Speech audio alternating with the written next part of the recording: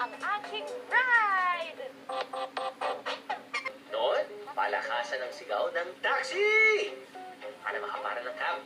Ngayon, pindot na lang dahil pwede natin gamitin ang mga taxi application sa ating smartphone para magpasundo. Isa na dyan ang Grab Taxi app.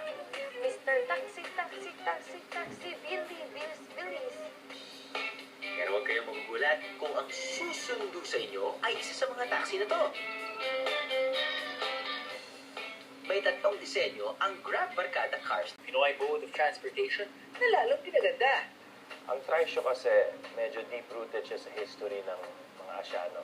Kung pupunta ka sa Vietnam, Indonesia, dito sa Pinas, sa Thailand, makikita mo yan everywhere. May kanya-kanyang version pa nga yan eh. Ring, ring, ring, ring. Eto, try show. Kasi gusto ko mag-enjoy eh. Akala niyo ba? Boss mo to? Oo, trend. Tama kayo. Parehong boss at trend ito. Tara! Ito yung hybrid electric road train na isang proyekto ng DOST. Ang gusto namin is ito'y maging alternative. Ang kasya na tao dito. 240 passengers. Parang good for school trip natin, di ba? Tara, patingin tayo. Wow! Ang haba! Pas na kulat, pero super enjoy. Mahaba. Itong road train, beside ng mga Pilipino. Wow, ang galing naman Pilipino. Na ba? Ang aking mobile. Ready na ako. Maggulong-gulong. Oy, Bitik! Ever! Tara! Let's go!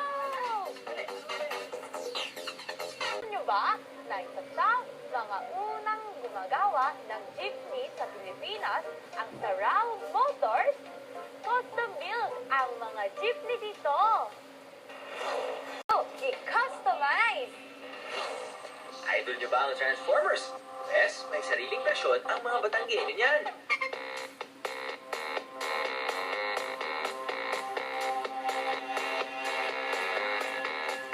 Autobots, Jeepney Transform!